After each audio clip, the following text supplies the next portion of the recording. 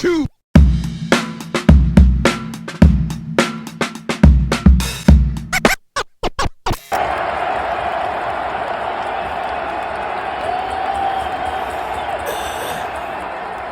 What's up, y'all? Welcome back to moebigblue, episode 8. Episode 8. Woo. All right. In this episode, looking back at the 42-10 win over the New England Patriots. 8 cuts already right after the game. One of the cuts I do not agree with at all. Mo gets into it.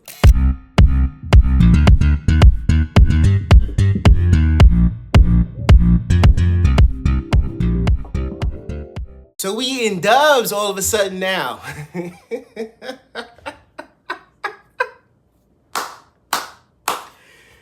Listen, if nothing else, Jameis Winston is going to make it interesting, all right? It's not going to be boring, okay? So the Giants ended their preseason 3-0, baby. Unbeaten, first time since 2014. Listen, it doesn't necessarily mean anything as far as how it's going to affect the regular season, but you are definitely optimistic right now if you are a Giants fan, okay? The team looks so enthusiastic. There's a lot of chemistry going on right now throughout the team. It looks like they're enjoying themselves again, playing football. That is a key sign to good team chemistry. You want that going into the new season for 2025. So one of the surprises of the last game of the preseason, Cam Scatterboo finally got on the field, number 44.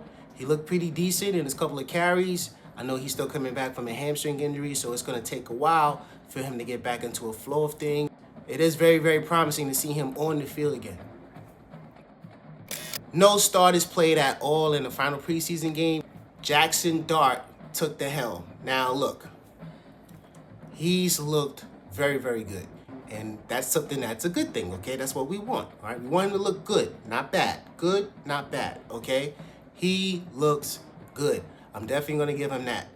But please, let's be a little hesitant. Just a reminder, all right? This kid is a rookie against nothing but second-team defenses. He hasn't seen too many first-team defenses. He's been seeing shell looks, no blitzes, no combo schemes, no combo zones. So please, let's be a little hesitant. But with that being said, I will definitely say the kid looks good. So first real chance from scrimmage, he drops back in this play. I love that he steps up into the pocket on this one and he gets the ball out. So that's very, very impressive. You don't want to see him dropping back, going backwards, trying to avoid the pressure. That's where you get into trouble. He hits Dolchich right through the middle of 3 New England Patriot defenders. Puts it right on Dolchich's chest, right between the numbers of the 89. A little Mark Bavaro love out there for the old 89, but to see Jaxsondart do this and go to his progressions and hit targets on time is promising. Now, one thing that we have seen Jaxsondart do throughout this preseason is he's not afraid to get out the pocket and run the ball. The one thing that I will share, something that Dable definitely shared at the end of the play was, you got to get down in this league, kid. You got to slide, all right? These guys are 6'3", 250, and they run faster than you. Okay, they're paid to knock your head off, all right? We need you to get down. You are the future. We need you to get down. Get down, all right? I don't mean by dancing either, like Dex in the news reporter. I mean get down. Due to that quick injury when he got the wind knocked out of him, Jameis Winston enters the game and throws a deep ball down the sideline to Jalen Hyatt, of all people. The Jalen Hyatt sighting, ladies and gentlemen. Oh my gosh, put out the Batman signal. We found Jalen Hyatt. Now, Jalen, we also saw a couple drops. So we got to get into it, man. Come on. We're rooting for you. You've been here. This is your 3rd year. You put on 20 pounds. You worked hard, training camp. We know the story. We're all rooting for you, man. All right, but we need some consistency on film. Here's a nice quick out to Thomas Fedoni for his lone touchdown of the game. He almost caught 2 touchdowns in this game. Tommy DeVito also played very well in the last preseason game. Here's a nice screen pass to Ward, who took it up the field, number 23.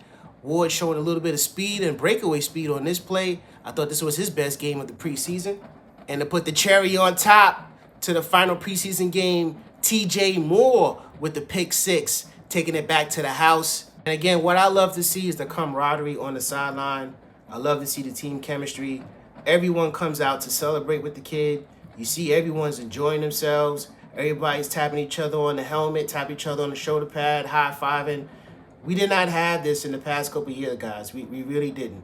We really haven't. So to see it is encouraging. Really quick, TJ Moore, unfortunately, after that interception towards the end of the game, suffered a horrendous leg injury. From what we understand, he is now cleared surgery and is in recovery. So TJ Moore, man, listen, Godspeed to you, speedy recovery. Hope to have you back next season, hopefully back on this team, shooting for a shot. So the blue take so far, everyone's talking about it. Should Jaxsondart start? I'm a huge fan of Jaxsondart coming out of USC. He then transferred to Ole Miss. See the excitement that he's bringing to the team. Malik Neighbors is running out on the field, giving him a chest bump after scoring a touchdown. The entire team is looking like they are supporting him, and they are surrounding themselves around him to give this kid the support that he needs. Still believe Russell Wilson is the starter. We need to rely on our Pro Bowler and our veteran going into this toughest schedule that the league keeps mentioning, second toughest schedule in the NFL. So we need to rely on our veteran first. Now, at some point, I asked all my Big Blue fans, hey, do we start him? Do we sit him? Or does he come in mid-season? Here's what my fans had to say. 57% say no, we should sit him. 29% say yes, we should start him week 1. And then another 14% says yes, but at some point later during the season. Hey, look, it's hard not to disagree at this stage. For the preseason, he was 32 for 47. That's a 68 completion percentage, 372 yards passing, 3 passing touchdowns. He's got 52 yards rushing. He's got 1 rushing touchdown and a passer rating of 112. So looking at those numbers, you would want to start the rookie. However, not seeing a first-team unit defense when he's on a scouting report. Let's pause a little bit here. Let's give this kid some time to grow. We do not want another Daniel Jones situation where we put the kid out too fast or if the kid's not ready, and then we go backward. Montrell Washington, you earned your spot, definitely. All right, Buffalo game and the Jet game. Put plays on film. Here's where it gets interesting. I honestly could not believe it when I saw it with my own eyes. Montrell Washington, number 80, is released. Now, listen. I understand the New York Giants are on the top 5 list in waivers, according to Dan Salamoni, the senior managing editor for the New York Giants on newenglandpatriots.com. NFL clubs must cut down to their initial 53-man roster by 4 p.m. Eastern on Tuesday, paring down from the current limit of 90. The claiming period for players placed on waivers at the final roster reduction will expire at noon the following day. The Giants are 3rd in the claiming order on the waiver wire. After that, clubs may establish a practice squad of 17 players as long as 1 player qualifies as international. So listen, 17 players on a practice squad with 3rd on the waiver wire. I hope we have an eye on this kid to pick him back up off of waivers after the initial 53 comes out. Listen, this kid has a lot of talent. You've seen it in practice. We saw it earlier. He's 5'10", 170 pounds, but he has the elusiveness and the speed that we need in a slot kind of a role. You see here in practice with a one-handed grab, almost Odell-ish, catching it behind his head. This is the play in Buffalo that really opened my eyes. He caught it on a quick little out route, broke 2 tackles, and then took it up the field for a nice game. But there were also 2 drops. This is on a 3rd and 5, key down. Got to make that play, man. Got to make that catch. It's hard when you don't have too many opportunities to get on the field, to get plays on film. But when you get 2 drops in one game, it's hard to come back from when you're battling against other wide receivers for the same spot. As a personal choice, I want Montrell back. We will see what happens. This team has been rumored to look into safety depth due to the game that we just had against New England Patriots. Kayvon Wallace played pretty much the entire game like it was a regular season game. So we might be looking at safety when it comes to the waiver wire coming up. A positive news report, Andrew Thomas has been cleared from his physical and returns to practice. Listen, if you add Andrew Thomas to this offensive line, we are that much better than what we're showcasing right now, okay? Andrew Thomas is one of the best left tackles in the league, bar none.